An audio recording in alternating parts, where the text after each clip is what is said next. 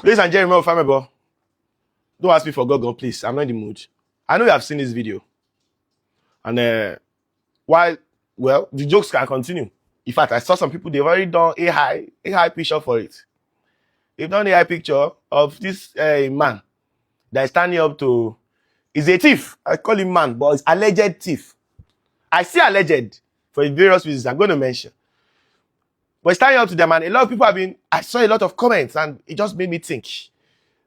Most people were giving different ideas on how they can immobilize him. Some said, is there no 2x2?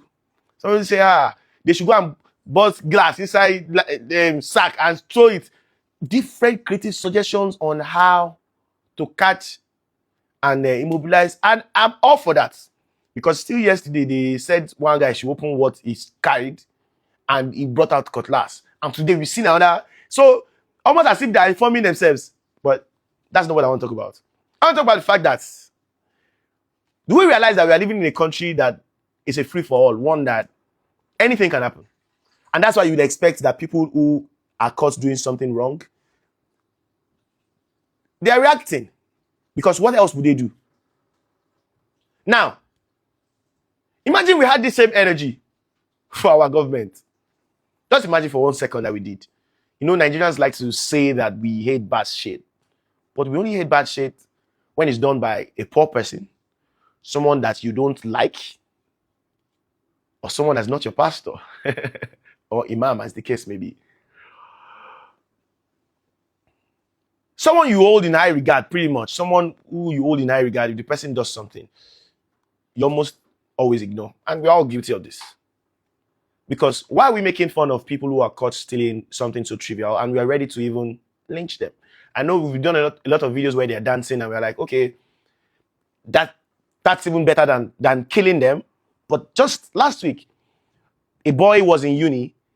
He didn't even steal the phone, an iPhone 11. He didn't even steal the phone. Yet, he was not only tortured, but he was also killed. Now, we live in a system where we are not even sure that guy is going to get justice. It's upsetting. It's upsetting that we don't have the option of taking these criminals to the police, because we know that they will either mess it up, or they'll take them to jail and they will not take them to court, or they'll take them to court and they'll be in court for years. So a failure of systems cascading one after the other. On this same day that I watched this video, I saw a video of the president saying this. Before I was born, there was one guy in this country, and I have no control of the population development of. And that is why you have membership in your various Baba say churches. Hunger day now.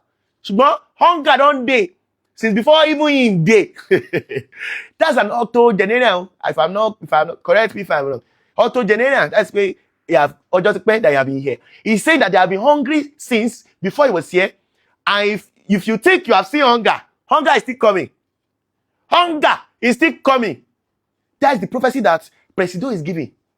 Now, in this same space, we are hungry. The people who are stealing are hungry, and everybody say free for all. That's why, and we have no systems. We should be a country of people who are maintaining the same energy. So, if you have that much anger towards someone who has stolen a phone, towards someone who has stolen a gas cooker, why don't you have it for people who steal 1 billion? Why don't you have it for people who loot and steal during elections? Why do you reserve your anger and your violence for the poor and the people who, well, have no connection to you? And the president said something that's also very important. He said, we have also given your churches, he didn't say it directly, but implied that you have church give you hope, something, so you should go and collect hope, or church should try and feed you. Very interesting conversation, I'm not even going to lie. Very interesting conversation, because you have always said it that one way or another, the church and government, they're connected. In fact, someone told me something, I think I saw it on X, that there are temporary leaders and there are permanent leaders. The temporary leaders always get stick. The permanent ones, on the other hand, you dare not touch the anointed. I saw something that Pastor Sam Adiemi said a few days ago. Were you there when God called me? Touch not my anointed. Once. I mean, it's long, but he mentions how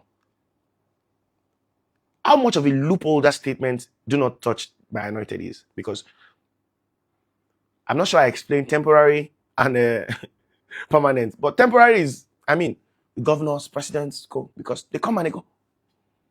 But your religious leaders, permanent, permanent influence, permanent voice, permanent decisions over your lives. And should I bust your head? Your most vital organ as a human being, the one that gives you leverage above every other existing force, your mind. Some of your minds are ruled by these permanent leaders, the permanent rulers. But yet they don't get stake. You dare not touch the anointed. I know that this has been a very long monologue and rant. But if we have that much passion towards punishing thieves, why not the politicians? Why not your religious leaders when they are guilty? Why not the people that you hold in high esteem when they're guilty? You are not the only guilty one. I'm also guilty because I made jokes.